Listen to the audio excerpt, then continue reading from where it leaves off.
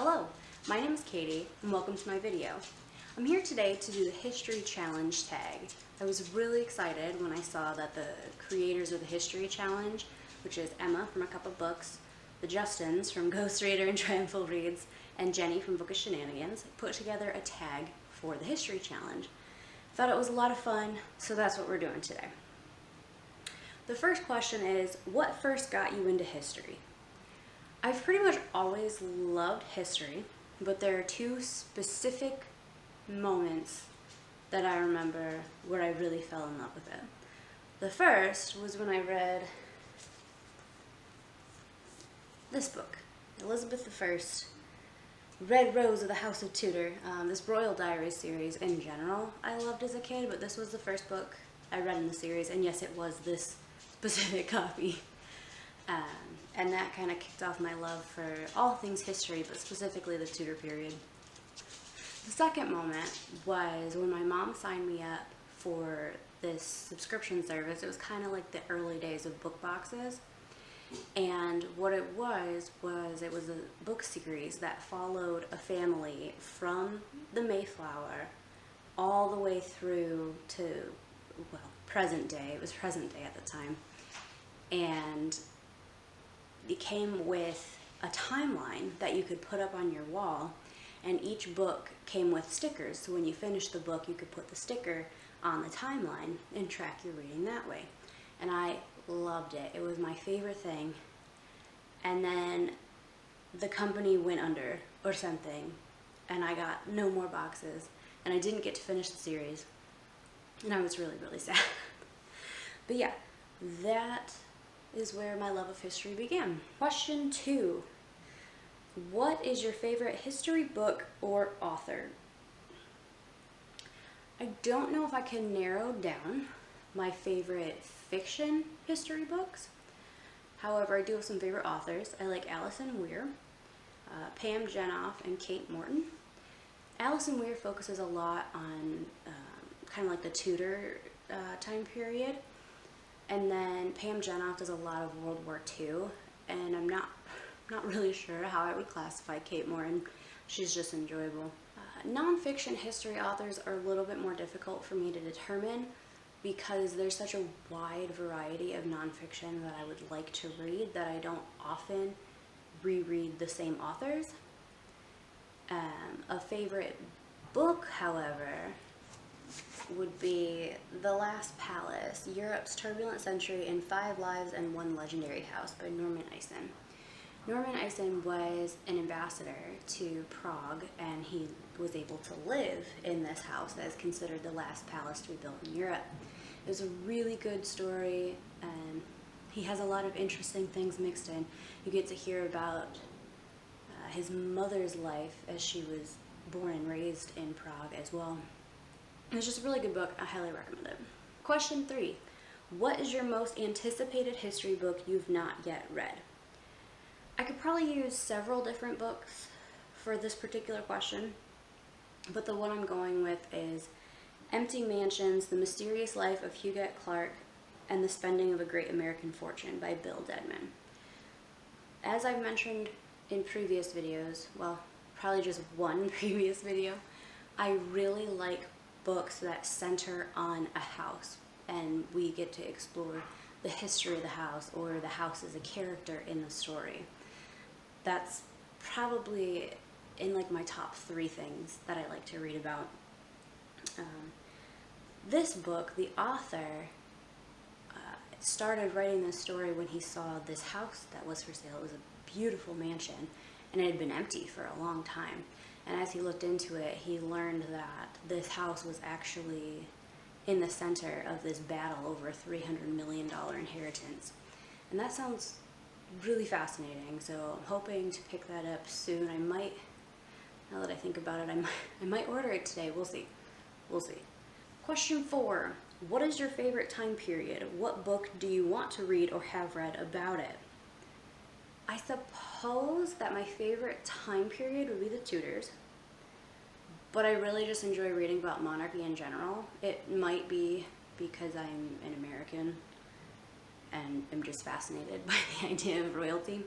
But I love reading about monarchy and what their lives were like and how all the monarchies tend to be interconnected. One day I would really like to put together a family tree of all the monarchies in Europe and see how they're all related. I know I could probably find that on the internet somewhere, but I think it would be a really cool project to do it by myself. I'm envisioning like making wallpaper out of my family tree, but we'll see. I'm really not that ambitious of a person. A book that I would like to read about it. Actually, it just came to my attention recently. Justin from Ghost Reader put it on his TBR for the History Challenge, and depending on what he thinks about it might influence whether or not I pick it up, but it's Habsburgs, To Rule the World by Martyn Rady. The Habsburgs are a family that I would really like to learn more about because they have a lot of very influential figures in history that were a part of that family. And I've come across them in various other books because they marry in and whatnot, but I've never read a book specifically on the family, well, their dynasty really. Since for the History Challenge I'm trying to read the Romanovs, the book about their dynasty, I thought perhaps this might be a nice follow-up to that. Question 5. What time period would you like to learn more about? What book do you want to read or have read about it? I suppose it's less of a time period and more of a subject, but I really want to learn more about Asian history. A few months ago I watched a documentary series on Asia's monarchies, and it was really intriguing, and I learned that there's a whole lot I don't know about Asian countries, and I feel like I should rectify that. As far as books that I want to read about it, I haven't come across any, although admittedly I haven't looked very hard. So if any of you have any suggestions, please feel free to leave them in the comments below because I'd really like to get more into that topic. Question 6. What is your favorite person from history? What book do you want to read or have read about it? I have several favorite people from history, but I think Elizabeth I and Eleanor of Aquitaine are my top 2. I've read quite a bit on Elizabeth I. Not quite so much on Eleanor of Aquitaine, although I would like to. I have this biography on her, actually written by one of my favorite history authors, and I haven't picked it up yet because I suck. So hopefully I'll get to this sooner rather than later. There's also a fiction series about Eleanor of Aquitaine that I would like to start. Emma from a couple books has recommended it in several of her videos. The first book is called The Summer Queen. It's by Elizabeth Chadwick, and I'm pretty interested in starting that one. Emma doesn't usually steer me wrong on recommendations, so I'm expecting it to be pretty good. Question 7. What history topic would you like to see more fiction or nonfiction about? I'm not totally sure how to answer this question because I feel like a lot of the topics that I would like history books about would actually fall under like anthropology. A specific subject that I probably could find a book about, but I haven't come across one yet, is Angkor Wat. If you don't know, Angkor Wat is in Cambodia, and it is one of the largest, if not the largest, religious monument in the world. It was initially built as the state temple for the Khmer Empire. If you have any recommendations for that specifically, or just something in a similar vein, then please let me know. I'm really into that recently, so that'd be great. Question 8. What non-book resources do you enjoy when learning about history? I think my main non-book resource for learning about history is probably documentaries. I have a subscription to CuriosityStream, and I love looking through their history documentaries. They have a decent variety, in my opinion, anyway. I've also recently started getting into podcasts. I don't listen to them a whole lot, but I'm starting to. I'm starting to understand the appeal.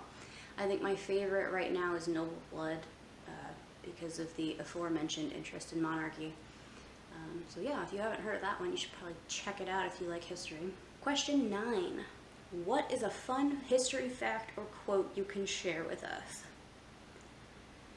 I suppose it's less of a fact and more of a story, but one of the books I'm reading right now is Liar, Temptress, Soldier, Spy, and there's a story about one of the characters in the book, Belle Boyd.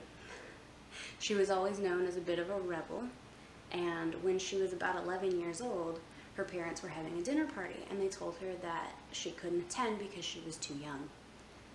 So during the dinner party, Belle goes out and gets her horse and rides it into the dining room, looks at her parents and says, well, my horse is old enough. And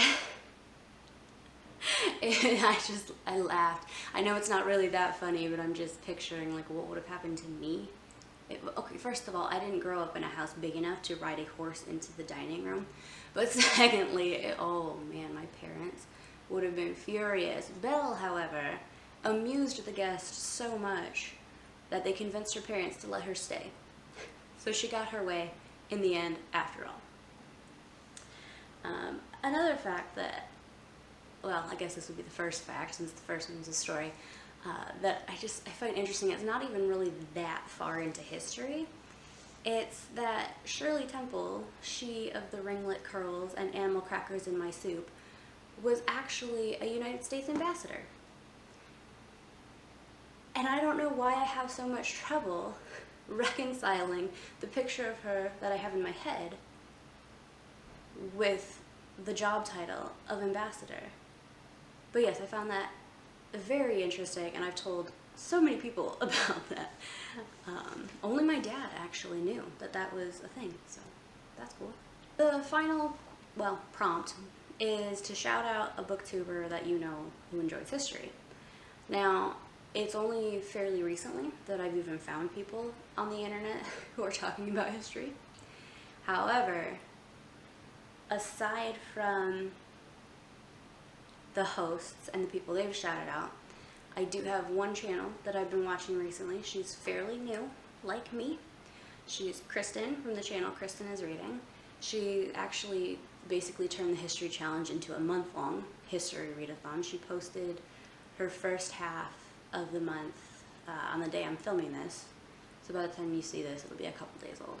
But she wrote some pretty interesting things, so I'm going to link her channel, and if you haven't checked her out yet, I think you should. And those were all the questions for the History Challenge tag. If you are watching this and you have done this tag, please let me know. I would love to go check it out. If you have any suggestions for me for new things I should read or new channels I should watch, please leave them in the comment section below. I'm always looking for those things. If you like my content and you think you'd like to stick around, then hit subscribe. I have a few other history-related videos that are coming up in the next week, and I would love if you'd stick around to see them. I think that's it. Hopefully I'll see you soon.